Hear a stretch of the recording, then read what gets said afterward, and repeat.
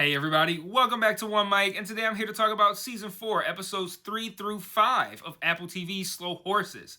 As you can see, it's been a while since I've gotten a video up for Slow Horses, and first off, apologies. I hate not being able to get videos up right away. I hate it more than any of you guys who, either of you who might have been waiting on my videos. I hate it more than you guys do. But secondly, not having posted any videos for this show lately isn't entirely reflective of my opinion on the season. The past couple weeks have just been really busy for me, and then the industry videos have been performing really well, so I've been putting a lot of time and effort into those. But if I'm being honest, if this season was better, I'd have been more diligent about posting videos because I'd be excited to talk about the show. And I just haven't been itching to talk about this season. Now, don't get me wrong, I haven't missed an episode. I still watch it right away. I still enjoy the show quite a bit, and this season has done several things that I've liked. But I think it's just pretty indisputable at this point that this is the least of the 4 seasons that we've gotten so far. And before any of you who live to argue on the internet want to come on here and twist my words so you can argue with me, I said it's the least of the 4, not that it's a bad season or a bad show. So if you want to disagree with me, your argument should start and end with which season is the least of the 4 and why it's not this one. Because I'm damn sure about to give you my why. So the first thing I want to talk about is my biggest issue with this show. With this season. And that's how, I guess, unproductive I would say it's been. I feel like it's under-delivered on motives. We're now entering the finale, and I still don't know what's driving or motivating so many of these characters. Like, why did Dave and Rose's daughter want to be with Frank? Why does she resent David for not wanting her to be with Frank? Even still, apparently, to this day. What is her relationship like with River? And why is it, however it is, why is it that way? Why does the guy who hired Frank want David and Sam dead? So that's a big question, because in episode 5, Standish asked David why Frank wants to kill them if Sam and Frank gave him what he wanted. And then Lamb replies, not David, Lamb replies that it's because that they could connect him to the shopping center bombing that happened earlier in the season with the cold body IDs or whatever, Robert Winters. But it's not Frank that wants them dead. Frank was hired. It's that Middle Eastern guy that we saw in episode 4 who wants David and Sam dead. This Middle Eastern guy who, for the record, we still don't know who that is, and he wasn't even seen or mentioned in episode 5. So there's so much so many motivations and explanations that we need in this finale. And not only do we not know his motives, we don't even know who the fuck this guy is. So it's already a lot of work. Further, they've said that the shopping center bombing wasn't even part of the plan. That's not what the Middle Eastern guy hired them to do. That Robert Winter just kind of went rogue with that. So we don't even know why that happened. What was his motivation for going rogue? Why did he do that? And I think that's a good segue into another issue that I have with this season, which has been unnecessary confusion.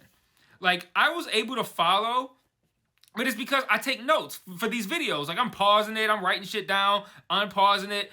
Oh, what's that? Oh, let me rewind it. Who's that character again? Let me get his name. But it's not lost on me that there are probably a lot of other people who struggle to keep up with who is who, or not even necessarily who is who, but connecting names and shit. Because they did too much with names this season between characters' actual names and then the names that are on their cold body identification.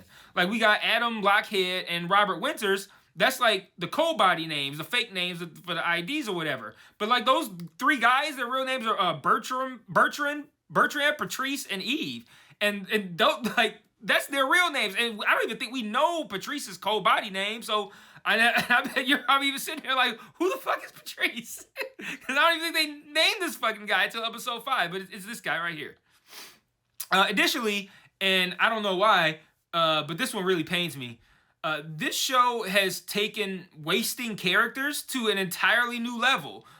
Marcus and Shirley continue to be uninteresting. Why even introduce these characters if you're going to give them less and less to do each season? Marcus still has a gambling problem and he sold a gun. And he got pushed through a window. That's it. That's all he's done through 5 episodes. That's it. And it's pretty much the same as last season, but last season, at least he got a better action scene, and this one, he just got pushed through a window. And then Shirley's done even less. All she's done is nag and chastise Marcus. And then Louisa, who's been a staple through the first 3 seasons, has been an afterthought this season, barely getting any screen time. Roddy's an afterthought every season. And then you have J.K. Cole. I don't know if I've seen a bigger waste of time or waste of a character. Being cagey with who he is in his past, it was cool and it was mysterious at the beginning. Like, oh, who's this new guy? Like, they don't even talk to him and they barely talk about him. He doesn't talk either. Ooh, maybe it should be fun learning about him. I feel like a fucking fool being excited to learn about this guy when we're going into the finale. We still don't know jack shit about this motherfucker. Like, it's not cool anymore. Like, I'm not even interested anymore. I don't give a fuck who he is now. Like, they could have the coolest fucking reveal about this guy in the finale, and I still wouldn't forgive the full 5 fucking episodes that we wasted putting this guy on screen and doing fuck all with him. I didn't plan to get that excited. He has this scene in episode 5 where he shames Shirley and like lays out all of her insecurities for everyone to see. Like, you're a deeply unhappy person. I gave him psyche Val. What might have been cool if they did that maybe 2 episodes ago and I still gave a fuck about who this guy might be. Instead, they don't even have the characters like within the context of the show give a fuck about him. Like, for example, like every time someone new shows up at Slough House, they openly ponder how that person got there. Like, what did you do wrong? Who did you piss off to end up in this shithole? But with this guy, he just shows up at the beginning of the season and no one has discussed where he came from or anything about him, aside from explaining to us the shit that we can already see, like how he doesn't talk and how he has like nervous tics and shit. And I bet the show is keeping him mysterious so they can pull off some sort of interesting reveal in the finale, but I'm sorry, you did it wrong. Like, you were too mysterious and you did too little with this guy, and I'm fresh out of fucks to give about who he is. Like, maybe if you had given us like a little bit every episode to continue to spark our interest, to pique our interest, maybe this strategy would have worked. But I swear to God, this guy could be any fucking body and have the coolest reason for being there, and I'd still say, but the other 5 fucking episodes were a waste of time, and I'm not gonna forgive 5 episodes of failure to tell me shit about this guy because of 1 good reveal. Sorry.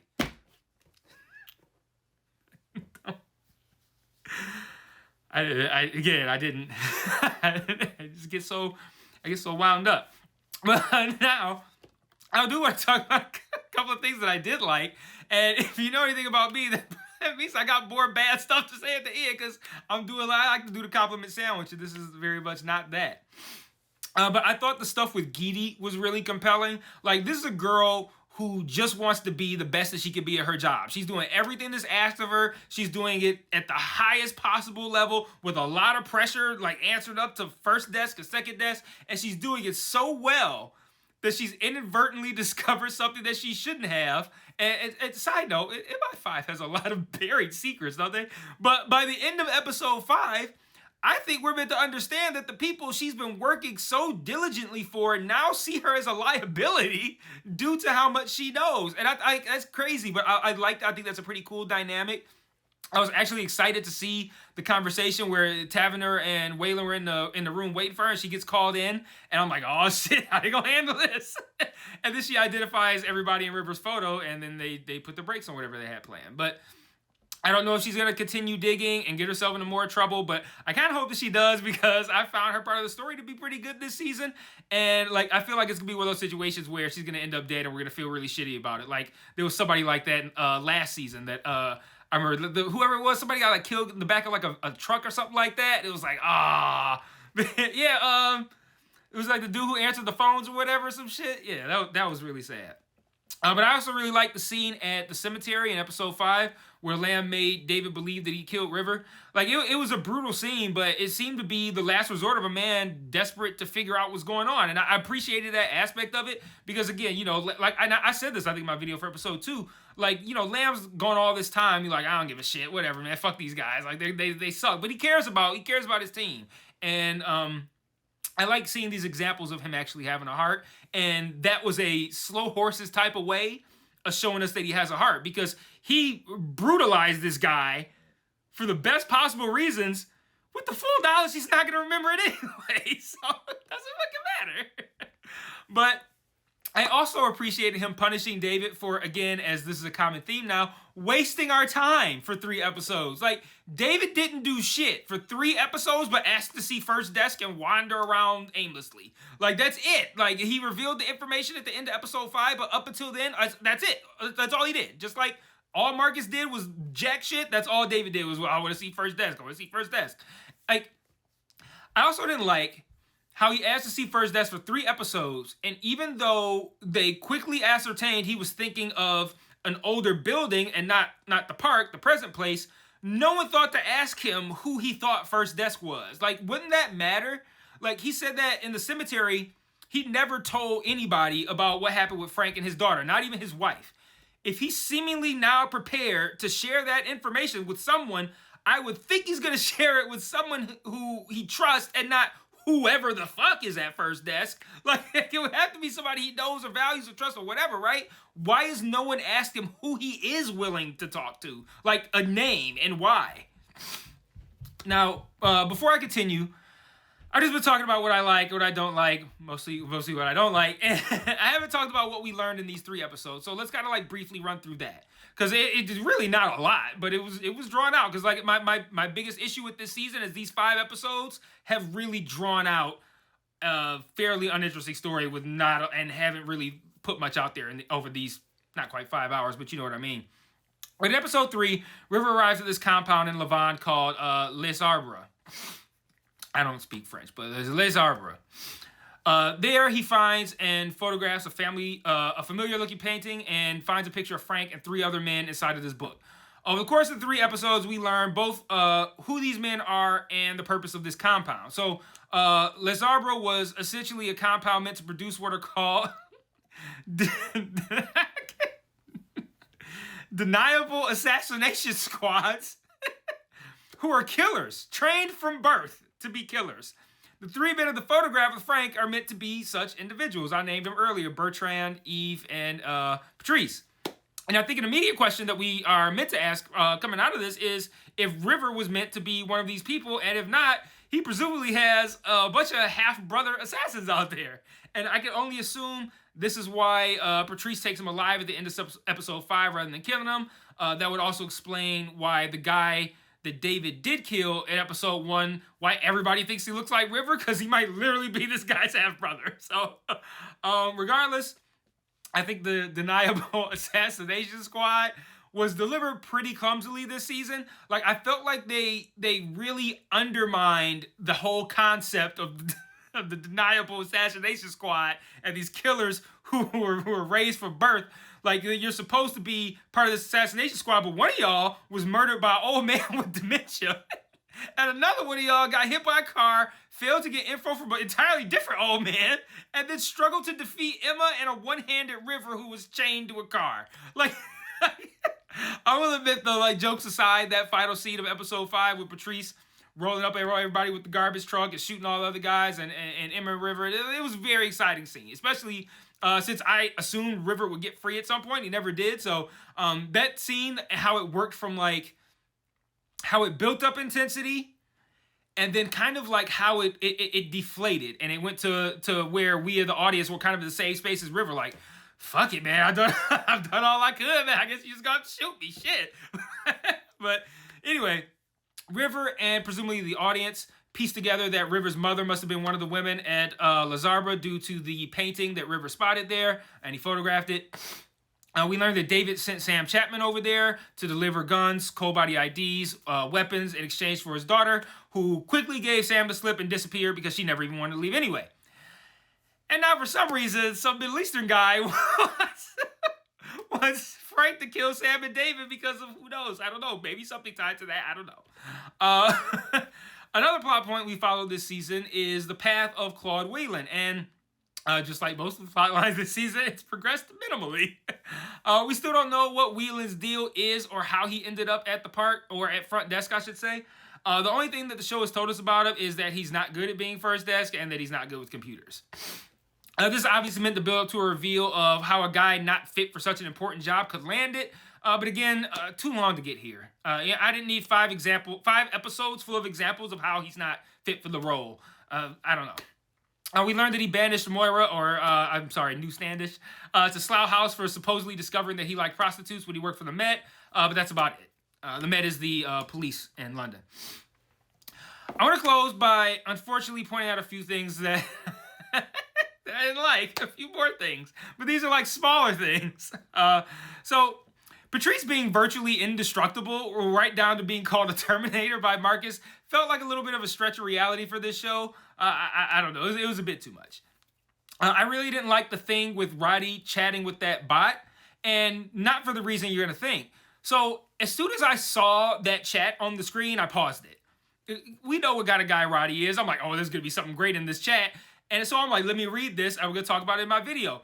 And instantly I knew that he was talking to a bot. Like, it was obvious. From the very first sentence, the very first message from the girl character, it was very obviously a bot. And I'm like, all right, cool. So that's a bot. Wow, Roddy's such a loser that he's having a fake relationship with a bot. Like, man, he's fucking desperate. Because why would I think that Roddy wouldn't know it was a bot? Like, he's a piece of shit, but, like, tech is his deal, right? Like, if he's talking to a bot, he's obviously going to know that. I just thought he was so much of a loser that he didn't care. So I took it as him... I don't know, I just took it as, like, the show making fun of him, and I was in on the joke, haha, Roddy's a loser. So, J.K. Cole seemingly informing him that that was a bot, it had the opposite effect on me, because I'm like, what? How would he not know that? Like, so that kind of, like, really got, like, sucked the air out of the room for me, because there are a lot of aspects of life where Roddy is gullible and stupid, and we've seen that many times. But technology isn't one of them. He wasn't gullible and stupid when he was using that CCTV footage to track down Patrice, was he? Like, that's not where he fucks up, is technology stuff. So, like, I would think that he would be aware about bots and having conversations with them. So, like, that, I don't know, that felt like something that was funny, and then it turned into kind of like a bit of a misstep for me. But, I don't know, it my fault for reading ahead or for instantly realizing it was a bot in the first sentence. I don't know. At the end of the day, though, I guess I can best sum up this season like this. Like, so remember how last season ended with that, it was like almost like a 2-part finale with River, Louisa, and my man from Gangs of London trapped in that file storage facility warehouse with Duffy coming to kill him. Like, compare how riveting and intense that was and how great of a season we had building up to that with how it feels like this finale has too many questions left to answer to even have time to be anywhere near that exciting. It feels like the entire runtime is going to have to be motherfuckers explaining everything and a whole bunch of revelations because there's so much shit that they've left on the table and kicked the can down to episode 6 and just kind of like pissed away a lot of time in episodes 1 through 5. And while I look forward to seeing it, it's nothing compared to how much I look forward to seeing last season's finale. At the end of the day, like I said earlier, they've taken a really long time to tell a pretty uninteresting story. Even if they reveal all sorts of interesting information in an exciting finale, it won't make these first 5 episodes any less... I'm not going to say disappointing, because like I said, I don't think it's bad. If you watch this video, I'm sure you're going to question me when I say that, but like... It was underwhelming. Like, it's just not what I've come to expect of this show. Like I said, it's the least of the 4 seasons. But I don't know. Let me know what you thought in the comments. And remember, if you disagree with me, disagree with the argument that I made, not the one that you want to argue with. If this season is the least of the 4, which is it and why. Is there a story? Is there a season with a less interesting story? Is there one that they gave more characters nothing to do? Is there a season that didn't explain motives even more? Like, I don't know. Maybe I'm revisionist history here, but my memory remembers each of the previous seasons being better than this one, and admitting that doesn't make me any less of a fan of this show or anything like that. So until the finale, peace.